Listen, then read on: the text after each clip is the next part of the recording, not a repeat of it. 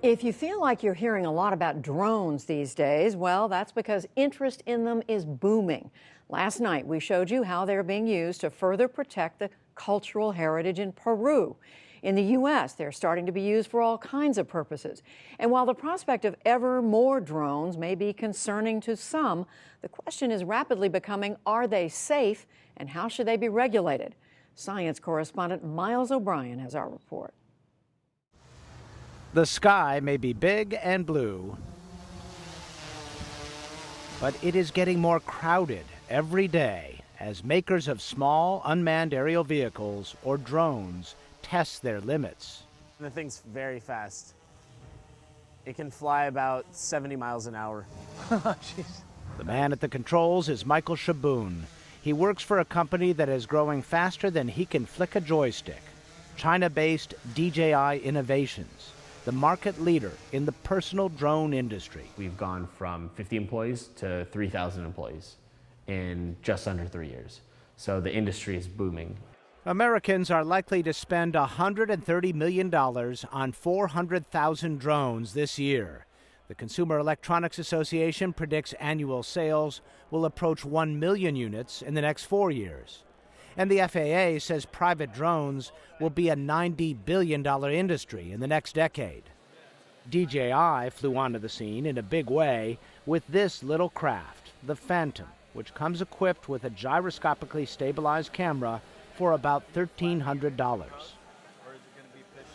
The DJI model Shaboon flew for us, the Inspire 1, sells for $3,000 and is aimed at professionals.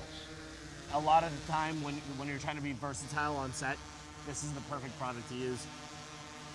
Filmmakers and journalists seeking stunning shots like these may be the most obvious commercial users of this technology.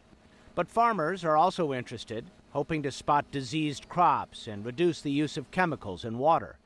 Contractors want them for surveys, and firefighters and coaches see drones as a way to better strategize. But here's the rub. Right now, widespread commercial use of drones is essentially prohibited by the FAA. Congress told the agency to write some rules of the sky for drone flight by May. But the agency is struggling with an unprecedented challenge. Michael Huerta is the FAA administrator. A bedrock principle of aviation is see and avoid. And if you don't have a pilot on board the aircraft, you need something that will substitute for that, which will sense other aircraft, and we can ensure appropriate levels of safety. But drones are leading the FAA into uncharted territory, far from the conventional aviation players. So the agency is moving slowly, unsure how to catch this flying tiger by the tail. The FAA recently started granting exemptions for farmers, real estate agents, surveyors, and even some video production companies that want to use drones for Hollywood movies and music videos. They have also created 6 drone test sites across the country to experiment with new types of aircraft. But the first launch today didn't go exactly as planned, earning some unwelcome local news notoriety. We have the opportunity to do it quickly, or we have the opportunity to do it right. We're very focused on doing it right so that we don't in any way compromise safety. Meanwhile, there is nothing stopping individuals from flying drones so long as they are not doing it for hire. And while they are supposed to keep their flights below 400 feet and at least 5 miles from major airports, YouTube has become a repository of proof that people are ignoring or ignorant of those rules. Or just being plain stupid. Someone is definitely going to poke an eye out. Chris Anderson is working on some solutions. He is the founder and CEO of Berkeley-based 3D Robotics. The company sells drones in the vanguard of technology. I tell it to do a 3D model of that smokestack. His drones can be controlled with smartphones and will fly a preordained route that the user simply draws out on a map. Drone on a mission here, huh? If you want to fly, it comes with a joystick. Knock yourself out. Me, I want the video, I want the data, I want the photo. I just want to push a button on my phone and have it do the work. Right now, you can take a drone out of a box and fly it in Manhattan. You shouldn't. It's not allowed. It's somewhere between, regulatory infringement and reckless endangerment. Maybe the drone should just, it says, hey, ready to fly? Oh, I happen to notice you're on a balcony in Manhattan. That's not appropriate. Let's not fly here. So we can do more as an industry to help people behave responsibly. For Anderson, the biggest drone payoff is this: a stunning photorealistic 3D image. So that is reality capture. This is how we digitize the world. We don't get satellites to do it 3 months ago at low resolution. We don't pay planes to do it. We get drones to be sky view, to go along with Google's Street View.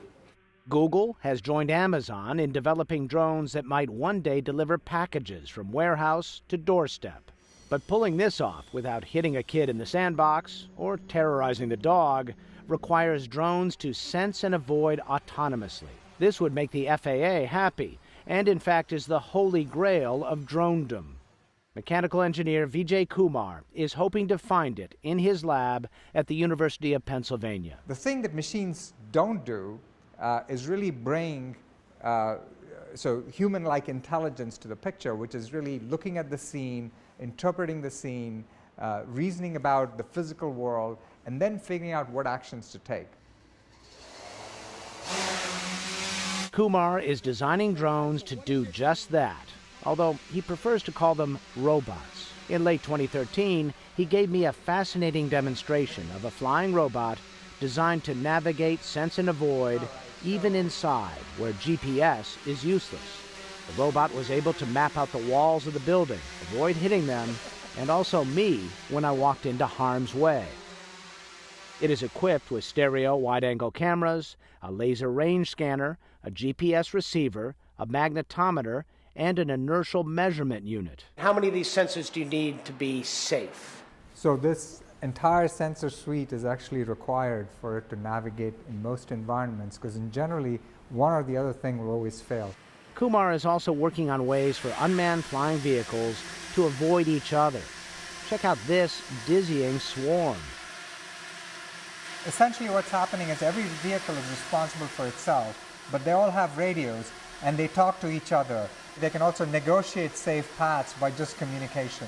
Without the human being necessarily being a part of that. And the human being is not a part of this. In fact, it would be very hard for you and me to remote pilot these and control them the way you're seeing them fly. But maybe the answer is not as hard as making drones smarter. What about simply smaller? As the sensors get better and smaller and cheaper, then the drones around them will get smaller as well, and lighter. And at a certain point, it won't be much larger than this, something that gives you the same video quality of today's larger drones. And at that point, I don't think we worry as much. Might be privacy concerns, but they're probably not going to be, hit you on the head concerns. Privacy remains a persistent concern. The FAA has one focus. We don't regulate anything that flies in our airspace for its use. What we regulate for is its safety. And with this technology, that's where our focus needs to be as well. Here we go. And along with the potentially useful applications, drone technology has taken selfies to a whole new level. We posed with Chris Anderson for our first droney. I mean, a selfie is really primitive, right? I know. I mean, really. The sky isn't falling, or is? The sky is not falling. The sky is opening. Smile and say, Chicken Little. Miles O'Brien, the PBS NewsHour, Berkeley, California.